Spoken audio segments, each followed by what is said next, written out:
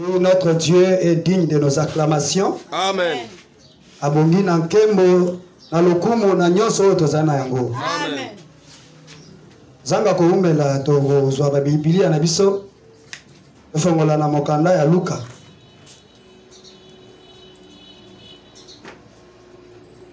Apprenons d'abord Marc 8, 35. Nous lisons au nom du Seigneur Jésus. Écoutez ce que le Seigneur Jésus dit. Car celui qui voudra sauver sa vie, la perdra. Mais celui qui perdra sa vie à cause de moi et de la bonne nouvelle, la sauvera. Amen. Veuillez vous asseoir. Moi, je continue à lire. Et que sert-il à un homme de gagner tout le monde s'il perd son âme? Que donnera-t-il un homme en échange de son âme? Que Dieu vous bénisse. Amen. Est-ce que vous avez malam botanga le banazambi? Amen. Azotanga ngo na lingala. Oh, écoute malam. Biblia le biboye. Bambate moto nyonso oyo akolinga kobikisa bomo inaye akobungisa yango. Amen. Loba amen. Amen. Kasi moto nyonso oyo akobungisa bomo inaye pe pona ngai pe pona sango malamu akobikisa yango. Amen. Litomba nini ezali pona moto soki azwi mokili mobimba kasi abungisi bomo inaye. Voilà. Que le Seigneur vous bénisse. Amen. Je suis votre frère, pour ceux qui ne me connaissent pas. Je me nomme Félix Colombe Moudila. C'est mon nom. Amen. Je suis le bien-aimé frère et frère de notre pasteur Manix. Votre pasteur, il est plus que mon frère avec qui on est né. Amen. Par nos parents. Que Dieu vous bénisse. Amen. Le sang de l'agneau a fait de nous des meilleurs frères. Alléluia. Et s'il y a des bien-aimés avec qui nous pouvons nous entretenir, ce sont nos bien-aimés en Christ. Amen. Que Dieu vous bénisse. Amen. Nous avons commencé à parler sur le sujet « Viens et suis-moi » depuis jeudi.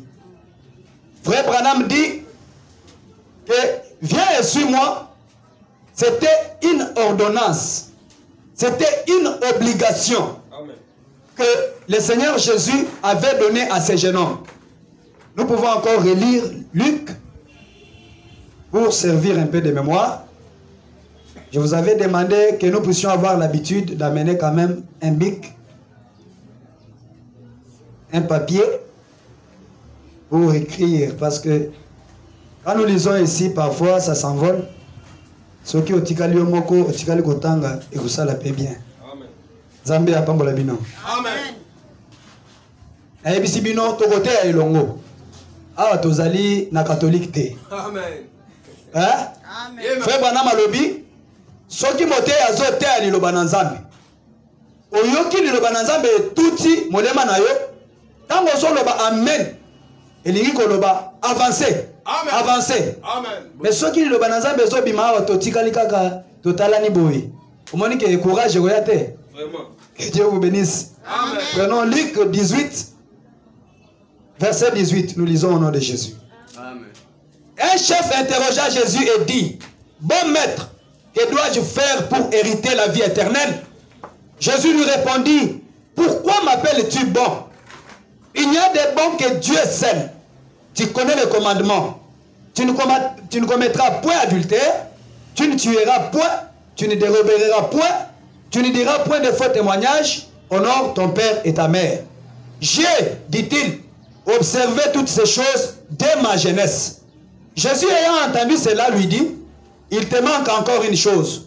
Va, vends tout ce que tu as, distribue-le aux pauvres et tu auras un trésor dans les cieux, puis viens et suis-moi. Amen. Onde maman na likambo tozo lobela. Ezalaki na elenge moko boye ya mobali. Azalaki kumu. Frère Branham dit il était chef de son bas âge. Tango abotamaki na libota moko boye, ba parents na ye batangisaki malako nyonso ya Nzambe. Batangisi ye komiemia bato, kotosa baboti kokabela babola makambo nyonso ya malamu oyo toyebi.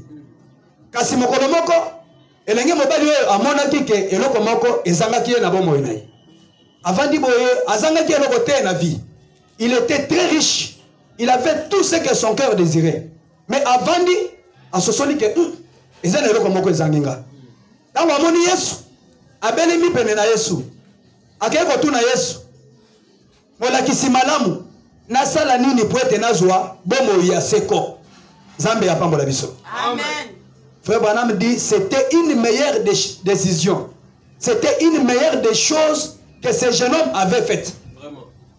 Bomoni neto ezabo na mokili bandeko nanga mibali bandeko nanga basi. Biso tokobi kaka seko na seko te na nzoto oyo ya masumu. Amen. Tozali bato oyo bakufaka. Amen. Mokolo moko yeba ke liwa ekozwa yo na lolenge moko to na lolenge mususu. Amen. Du tango zo tambola na mokili esengeli oyeba ke soki liwa ezwinga lelo ata nalali boye na kei na kokende na lolenge nini. Parce que frère bana malobi ke bomo ya moto ndenge tozo tambola na mabele boye nature oyo molema na biso eza na yango soki okufi nde nature wana nde kolanda yo. La nature de ton âme, l'attitude de ton âme te suivra jusque dans les séjours des morts. Amen. Babiloko oyo bomonaka bato na mupe bazosala na tosala messe moko boye po ete tozwa tosenga na Nzambe azwa molema ya ndeko na biso atinda yango na lola ezali lukuta. Ezali luvunu lukuta. Amen. Amen. Soki okufi moto na masumu okokende moto na masumu. Soki okufi oza mwana na Nzambe na yebisaki bino frère bana malobi Nzambe akotinda mwange na ye. Tango kozala na lubwaku wana ya kufa ozokende atindi likonzi na moto. Yango ezongengisela yo nzela. Que Dieu vous bénisse. Amen. Écoutez, frère Branham dit ça dans Viens et suis-moi. Au paragraphe 21. Pasteur, c'est le Seigneur je la malam mubande kobako maka. Hein? Frère Branham dit quand vous commencez l'église, commencez là avec la parole. Amen. Boye. Kobandane keleza na ba masakwa batbaye boye mwana ainsi dit le Seigneur. Ainsi dit le Seigneur, c'est bien. Mais l'église commence par la parole. Amen. Pourquoi? Parce qu'au commencement était la parole. Amen. Et cette parole était avec Dieu, cette parole était Dieu. Amen. La parole de Dieu doit chapeauter dans l'église. Et Seigneur le banazambe ezwa esika ya yambo. Yoka na paragraphe 21 frère Branham a dit mais ce qui est dans l'enfant finira par se manifester. Que Dieu vous bénisse. Amen. Maman nengo boti bana na boye. Yo boti ozo benga mwana nanga Corneille. Mais Corneille aza mwana na yo boti. Mwana na yo zoto oyo monaka. Molema na yo yebi yango te. Destiné na éternel oyebi yango te. Devoir oyo Nzambe akopesa yo ezake kolisa mwana oyo na liloba na Nzambe. Talisa ezela malamu. Bondela kapona ye. Frère Branham alobi lelo tozali susu na baboti lokola yobo te. Yobo azalaki soki amati na ngomba ke ko bondela azobondela azopesa Nzambe mbeka. Alobi bana na ngai esika bakei wana peut-être basali lisumu. Nzambe ezwa oyo ezali mbeka pona mwana na nga Corneille. Oyo ezali pona mwana na nga te. Oyo pona mwana na nga songolo paka. Mais biso tozosala ngo te. Olamuki na tongo uzokanisa ba omela ti ndenge nini? Bakolia fufu ndenge nini? Kasi libondeli. Je m'excuse. Libondeli. Pona bana wana. Ozosala ngo to ozosala ngo te. Et Dieu vous bénisse. C'est-à-dire en dehors ya kozwa soin ya mwana boye yeba ke ozali na mokumba ya kobondela pona mwana na mwana. Ozu 30 minutes pona mwana moko. Seigneur, na lingi mwana oyo akoma boy, na bomo ina ye akoma boy. Frère bana malobaka pona biso baboti ke tobi misaka maloba mabete pona bana na biso. Amen. Po mokili oyo salama na liloba. Que Dieu vous bénisse. Amen. Zambe alamuka mokolo moko boya lobi que la lumière soit. Frère bana malobaka ezamba la moko tango lobaka que la lumière soit ndepole yaka moye yakate. E umelaka Yenzambe andimelaka na iloba na ye moko. Biso moko na maloba na biso ezali pe na nguya. Maloba nyoso ya moto eza na nguya. Chaque parole que tu prononces pour tes enfants a une puissance derrière. Amen. Olobate mwana nanga eyi mutu makasi o mwana yo kakate. Mama okolelaka mokolo moko mwana ngo kozwa mutu ya libanga. Vraiment. Okomi oluka ezambe kasi maloba oyo bimisaka obosanaka ngo.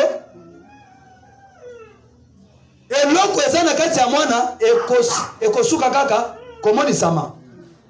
Il y a quelque chose que nous ne pouvons pas cacher dans notre vie. C'est notre caractère. Bible elobi ke ezana eloko moko te ekotika la kobombama.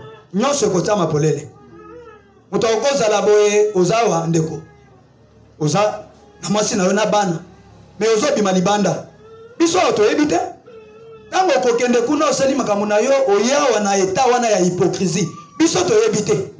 Biso tomoni yo ndeko na Nzambe apambolo ndeko. Amen. Nzambe apambolo. Mais yeba keza na lisu moko ezomona yo. Amen. Pe misala na yo moko ekotia mapolele mokolo moko. Pe tokokama oyo nde pasteur Feli wa banda kote ya biso. Oh banda kote lokola musantu. Asali boy. Eloko akokamo. Ya kokamo te. C'est ce qui était en lui. Ça finira toujours par se manifester. Amen. Frère Branham dit, peu importe l'endroit où il se trouve, cela va se manifester. S'il y a du mal, cela se manifestera dans le camp indien. S'il y a du bien, cela se manifestera n'importe dans quel camp. Voyez-vous? Il s'agit de ce qui est dans l'enfant, du caractère de l'enfant, ce qui est au-dedans de vous. Amen. Qu'est-ce qui est au-dedans de vous? Quelle est la nature de votre âme maintenant? Église est bandite pour tout le makao, tozo sala makelele, ne tito sala makelele, batubayo kakeo, est-ce qu'on a basa makelele te? Soki Nzambe asali ngolu na mokengeli manix, azua ata 2 âmes, milema mibale, oye kozwa molimo santo, akozala couronné kuna. Amen. Ozana posa te église tonda na batutala masumu meke na kati te. Vraiment. Yoka. Eloko ezana kati na yo ekomonisa. Amen. Ce qui est au-dedans de vous, ce que vous êtes maintenant, ce que vous serez probablement le reste de votre vie, vous êtes à l'étape où s'opère le changement. Amen. Frère Branham alobi, na ndenge Nzambe abengaka bana na ye, Nzambe abengaka mingi bato bazalaka bilenge. C'est comme ça qu'il dit, le royaume des cieux est semblable à ceux qui croient comme les enfants. Amen. Parce que tant que moi, on a 20 ans, 21 ans, et ça peut-être pas yandima. Soit les qui si mibu wana et sili ponae. Zambe abenga rarement batuna 80 ans, batuna 70 ans. Yoka. Ndeko oyo biloko nyoso ya mokili ezalaki ponae. Baboti na ye basali nyoso batangisi ye. Azalaki kutu mokonzi. Mais amoni keloko moko ezanginga. Frère Branham alobi, malgré biloko nyoso ozwi ya mokili, molema na ye ezoyebisa ke eloko moko ezangi yo. Que Dieu vous bénisse. Amen. Molema na ye ezolobela yo tango nyonso. Tango ozosala boye, oza na alimate. Bongisa bo moyi na yo. Bongisa ndeko. Tomikosa te. Moto akozala azosala neti eloko ezotambola te me na sa motema miyebi malamu. Que Dieu vous bénisse. Amen. 24 frère Branham dit, voyez-vous, malgré tout ce que vous avez acquis dans ce monde, pourtant, l'âme au-dedans de vous vous dit qu'il y a quelque chose dont vous avez besoin. Hein? Ozana lopangu, ozolia malamu, ozana moyen de transport. Mais au vandi boye, molema na ebisoge non. Ozana bosenga le lokomoko. Que Dieu vous bénisse. Amen. Yoka frère Branham. Alobi? Vous dites qu'il y a quelque chose dont vous avez besoin. Que vous n'avez pas reçu. Amen. Hein? Ozolia malamu bomo eneza kitoko. Kasi molema na yo ebisi yoke. Na kasi na yo ezana eloko moko ezozanga yo. Oyo okoki kosomba na mosolo te. Nzambe apambola bino. Amen. Amen. Na ebisi bino ke tote ya biso nyonso elongo. Amen. Ikosala biso malamu. Yoka. C'est une chose que vous ne pouvez pas recevoir par la richesse. Frère, okoki kozala Bill Gates. Okoki kozala ta Donald Trump. Pepe sata ndakisa jikaka. Po nde opérateur économique en mboka na biso. Amen. Soki azate tokolia te. Vraiment. Okoki kozala ta Joseph Kabila. Ndeko. ezali mosolo na yo te ekosombela olola. Hein? Bongo na yo te ekosombela olola. Bongo enaseko basombaka yango te. Me bazwaka yango. Okoki kozwa ngo na kondimela. Soki ozali sembo na motema. Amen. Yoka. Fais bana malobi. Cela peut être une popularité. Une jolie femme, elle a sa beauté à laquelle elle peut penser. Oh, moi, je suis bozenga boye. Ah, déco. Ngana koki ko cartonner mo mobimba. Eh, o ko cartonner na yo. Kasi suka na yo zalandeni. Voilà. Suka ya bomo indeli kambo. Amen. Motuna ezali esika nini yo koleke okolekisa seko na seko na yo. Où passeras-tu ton éternité? Frère. Frère banama lobaka. Soki ozobika na mokili bika lokola mokolo wana ezali ya yo ya suka ya bomoi. Amen. Parce que eloko ekokomela na 5 minutes oyebi yango te. Ngana koki ozala nde na telemi boye. Après 2 minutes na kwei na kufi. Baya basali enquête boye na boye esili akei. Amen. Na yebite na kobi maboye na zu transport na kei. Sikoyo tango zo vanda boye. O resonaka sikoyo. Obitunaka soki ezuinga sikoyo na kokende lolengeni. Écoutez. Fabana malobi doit reconnaître et agir sur la parole. Révérend na ebisio ke soki tango ekoki oyebisaka biso. Po biso soki to bandi. Yomoko yebi. Ole misangana zwa entendre reconnaître agir. Yoka yo de comprendre malobi à paragraphe 25-26. Opesanga matoi. Pour après mukolo yo kokende boyo kufi. Nzambe awebisa yo. Ozalaki wana yokaki ndenge na yebisaki yo. Na lobelaki yo te. Oyo loba lobelaki nga wapi? Tango bandaki koyoka elenge mobali wana. Obandaki koyoka ngai. Yoka 25 fait bana lobi boyo. Aujourd'hui, le croyant charnel dit, oh, tant que je fréquente l'église et que je pratique le bien, qu'est-ce que ça change? Vraiment. Un croyant charnel, motona mosuni, mondimina mosuni. Aso lobate soki ngana keka ekelezia esili ponanga esilité. Fa bana malobi ata soki oyaka awa, mardi ozoya, jeudi ozoya, dimanche ozoya, ozo futa moko na zone. Ozo pesa makabo, ozo sala makambo minene awa. Makambo nyonso wana ezo taliselo kote epa na Nzambe. Eloko ezana litomba epa na Nzambe ezali ete molema na webika. Pourquoi? Parce que ton corps pourrira un jour, mais ton âme vivra éternellement. Amen. Écoutez. Aujourd'hui, le croyant charnel dit, oh, tant que je fréquente l'église et que je pratique les biens. Frère, elenge mobali oyo abanda ko kabola biloko na ye na babola azo pesa na bana bitike biloko kolia bilamba biloko nyonso mais azalaka na bomo ya sekote yoka frère banam dit là c'est le groupe des Aïeux. Il continue à se moquer et à mépriser les droits d'aînesse. Il ne s'en soucie pas, mais Jacob aimait cela. Les droits d'aînesse c'est le Saint-Esprit. Pour un croyant, quand il vient à l'église, lui, il s'intéresse aux droits d'aînesse. Hein? Les droits d'aînesse, mes frères, je vous dis, ceux qui ont été la biso sango malamu, ils n'ont pas n'attendre ezali poète, tous wa bomo ya seko. Amen.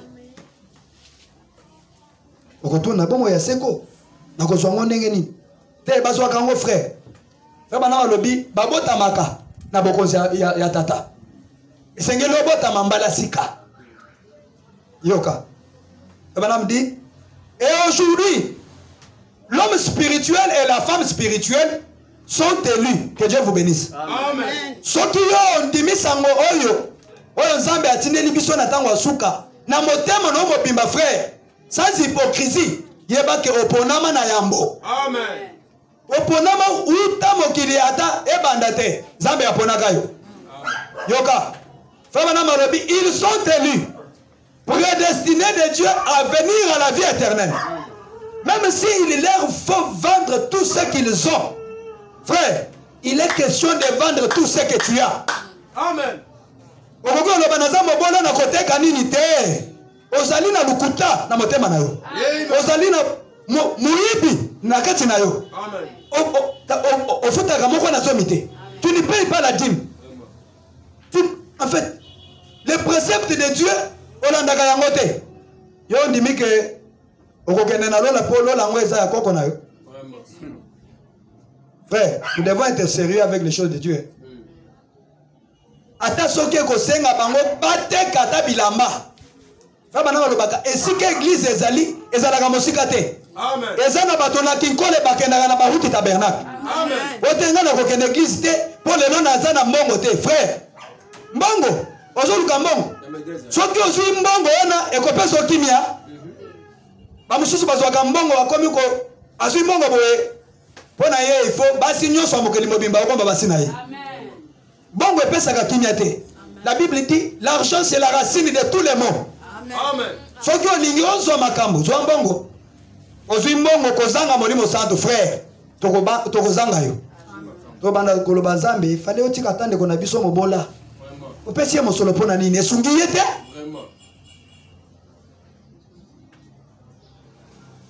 Même s'il leur faut vendre tout ce qu'ils ont, même s'il leur faut effacer leur nom de chaque registre de l'église qu'il y a dans le pays, ils tiendront toujours à ces droits d'aînesse. C'est l'unique chose qui les préoccupe. Juste avoir ces droits d'aînesse, c'est tout. S'il y a une chose qui peut préoccuper ton âme, que ce soit le baptême du Saint-Esprit. Parce que le baptême du Saint-Esprit, c'est ça le billet de notre voyage. Amen. Frère, zanga nyoso ya mokili kozanga Nzambe te. Amen.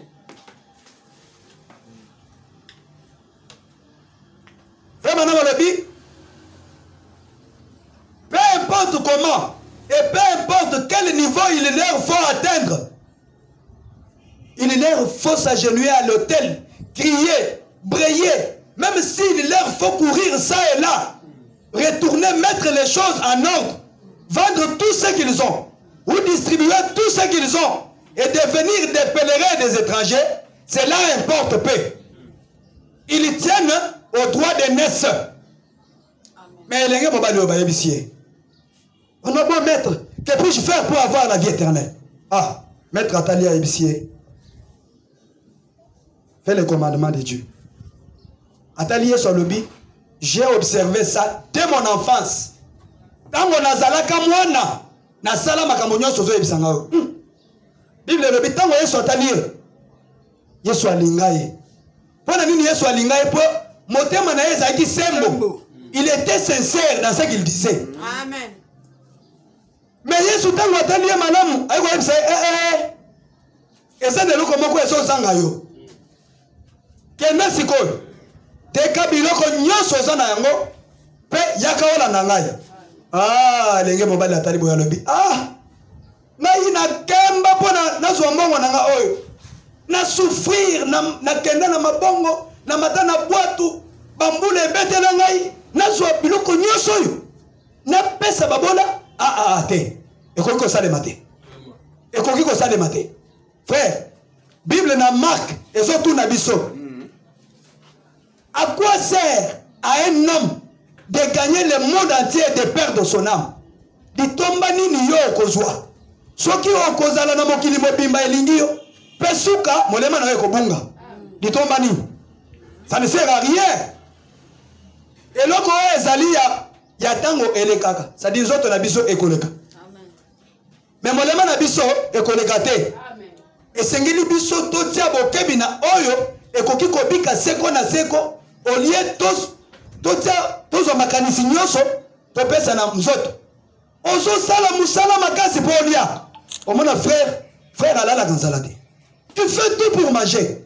Frère Branham me dit ceci, la même manière que ton corps a besoin de manger pour être en bonne santé, c'est de cette même manière là que ton âme aussi a besoin de manger. Ton âme mange quoi? Est-ce que ton âme est en bonne santé? Il y a des gens au monde, azamu nene boy, avimba, zoto pene lenda, motema na ye konda. Il a banazame na motema réalité. Mais oza mutu na nini? Frère Branham alobi ke zoto ya mutu ezala na mutu ya 84 centimes. 84 centimes naza nango. Eza ta $1 te? Oui. Eza ta 50 francs te? Ekoki osomba eloko te. Ça veut dire soki yo okufi bate yo 2 jours wana obanda kolumba solo. Toleka bo. Akomolumba. Mais tant que vous avez un bon mot, vous avez la kazaka nena la tango boy. Vous avez mon lokola quelqu'un. Vous avez sala, vous avez tambola, vous avez kanisate que vous avez ezé le côté. Mais ceux qui sont sur koufi, eh tomonika soso comme kokosola neti akufa. Webi si mwana kene mangu. Boma soso na tolia ye. Mwana ke imangu babomi soso. Tolia soso. Mais ceux qui ont koufi bakundi babwa kinzoto. Soso ekomi na motu ya koleka yo. Amen. Ozoka. Soso sikoyo esu valeur koleka yo. Mais loko kosala ke yo zo valeur koleka soso eza molimo santo na motema. Amen. Est-ce que tozoka ne malam? Très bien. Très bien. Okoki obeta maboko pona nkolo? Amen. Jésus. Bande konanga tango eza lisusu te. Mokolo moko mateya ekotelema. Bilemo na tango na suka ezo monisama esika nyoso. Frère Branham a prophétisé sur Los Angeles. Alors que engoma ya Los Angeles ekokota mai. Tango tozoloba wa Californie bato bazo kima. Ba mai ezo uta soki wapi. Mboko bandeko. Tobeta na maboko pona ndeko Branham. Amen. Non, c'est un puissant prophète. Tout ce qu'il a prédit, tout ce qu'il a prophétisé arrive. Tokoki kotambola tolo na biso pena to bombe yango boy. Po tozana liloba na Nzambe. Tozo les parents rédempteurs. Oyoka eloko ndeko bana malubi. Ndeko nanga Nzambe azolo belona tongo lelo. Eloko ezanga kana elenge mobali wana ezalaki kozwa mokano Nzambe apambola ndeko. C'est-à-dire oza connecté nanga. Kozwa mokano malamu ya kotika biloko nyonso mokili pe kolanda Yesu. Nazo yebisa yo boy. Frère bana malobi, maloba nyonso tobimisaka na mokolo na biso na munoko ebungaka te. Batiaka ngo na bande sika moko boy. Ba geste nyonso tosalaka. Kala nena lobaki, okoza na mwasi na yo. Ozo bima na chele moko boye. Mwasi na yo ebite. Ayebite. Problème te. Mais yeba ke tango kendaka kuna na kuku ozo ko eza na lisu moko ezo mona yo. Amen. Pe eza na bande etiami wana ezo enregistré. Nyonso ozo sala. Amen. Ha. Deko moko leza moko. Frère Branham disait que bolinga te boleka na esambiselo yangwene ya pembe. Des jugements du trône blanc. Kuna okoyebisa Nzambe nini? Parce que neto zaboy. Vina nga nyoso eza na bande, eza na vidéo. Tango kobima liboso na Nzambe, po sambisa yo. Akotuna te yo na mokili osala kimi. Te. Oya ndeko songolo, kombo na ndeko. Frère Patrick. Frère Patrick. Mais otelemi wana. Kuna vidéo ebimi. Frère Patrick avandi boyazo mona awa koseki mwasi na ye. Bafuti ye mbongo 400,000. Aya le bichere na bafuti nga 150. Frère Patrick akekuna azubilo kwa batu nyongo po afuta akomi ko vimba. Vimbisa mapeka. Yo yebinga te. Na ko beto magamunyoso wana. Yo ovandi boy. Suka sikoyo. Bako yebisa teke olo baliloba. Okoyoka nguya moko boy. Voilà. Et Yesu yo. Pap, soit te boki yo na loboko ya mwasi, soit te boki yo na loboko ya mobali. Amen. Soki oke na yo ya mwasi obungi. Olimwe, frère. Nous devons faire attention. Attendez ngo vandi wana ozoka liloba na Nzambe, c'est enregistré. Amen. Hein? Boy. Na nde ovandi olobi petit oyo azana kati ya makambo nini aloba boy. Nzambe azomona kaka. Mais nga nayebi ke Nzambe oyo ya race humaine nde moto atindi biso toteya liloba na Nzambe mpona bokangola ya milema ya bana na ye. Po ntina ntongo lelo eza na milema ebele eza na boloko ya Satana. Bato baza na bekelesya tala meke me pomo ya liloba na Nzambe eza te. Frère, eza tango te biso tosakana. Yoka, je suis le parent rédempteur. Frère Branham dit, elle a pris sa décision. L'état Maboko. Qui avait pris sa décision? C'était Ruth. Ruth la Moabite. Justement. Tango nzale ingeli na mboka, frère. Deko ya kimi na mwasi na ye na Naomi. Kuna. Et pas ba Moabite. Akende ko vanda poete alia. Zala ibisa yote frère. Tozana Nzambe wa alie saka. Ibwele. Alie saka bandeke. Amen. Tango akimi akei. Frère Branham dit, Dieu ne bénira jamais son peuple ou bien Israël en dehors de sa patrie. Amen. Dieu ne te bénira pas en dehors de la parole. Justement. Là c'est vrai. Alléluia. Frère. Que Dieu vous bénisse. Amen papa. Ozana musala mafia esalema. Frère, il faut tolongola boy. Tolongola boy. Et ça va cop, misala nyo c'est ça na ba cop frère. Et ça na oh ils a royiba tes frères. Et ça royiba tes. Tango Satana eke pa ewa. Atalisaki ye liloba na Nzambe kasi na mayele mabe na kati. Est-ce que Nzambe alobaki solo ke soki bolia e bokokufa? Te ayebaki ke soki bolia. Pe po ebimaki na monoko ya Satana. Lokuta. Amen. Ruth a pris sa décision quand son mari était mort. Naomi a commencé kozanga mobali kozanga bana. Ayebisi